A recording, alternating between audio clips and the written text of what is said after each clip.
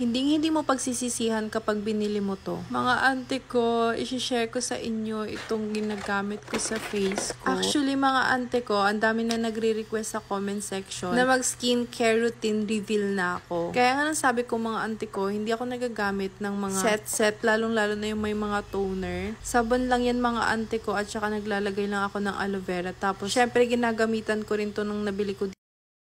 Sabi mga ante ko, kapag ito ginamit mo, sobrang marirelax talaga yung face mo. Tsaka grabe, sobrang mura lang siya. Tapos 3-in-1 pa. So mamaya ipapakita ko pa sa inyo yung iba niya pang kasama. Mga ante ko, as in sobrang happy ko talaga na nabili ko to. Kasi nga, sobrang relaxing niya sa face. Ewan ko ba, kapag namamassage niya yung face ko, feeling ko talaga ang pet-pet ng face ko. Ganun yung impact niya. Bale, ito pala yung mga kasama ante ko. May circle, tapos meron din siyang pahaba. Ang kagandahan nito mga ante ko, kapag lagi mo siyang ginagawa sa face mo, talagang susunod yung cortege niya kung paano mo siya ipamassage. So, ganito lang yung nakita ko sa mga gumagawa nito. Syempre, nung binili ko to dati, talagang inalam ko muna kung paano siya gamitin. Para pag dumating, alam ko na mga ante. Kaya huwag na kayo magtataka kung bakit ang kinis ng mukha ko. At hindi talaga yan nagbabakbak kasi nga hindi nga ako gumagamit ng toner. Aloe vera lang talaga at saka sabon. Tsaka yung pang vibrate na yarn. Kasi super nakaka-help talaga siya. Simula gumamit ako niyan, talagang ang smooth na ng skin ko. Hindi ako pimples eh. Pero mga ante ko, yung face ko before, sobrang dry niya. Pero simula nung ginamit ko itong mga ante ko, talagang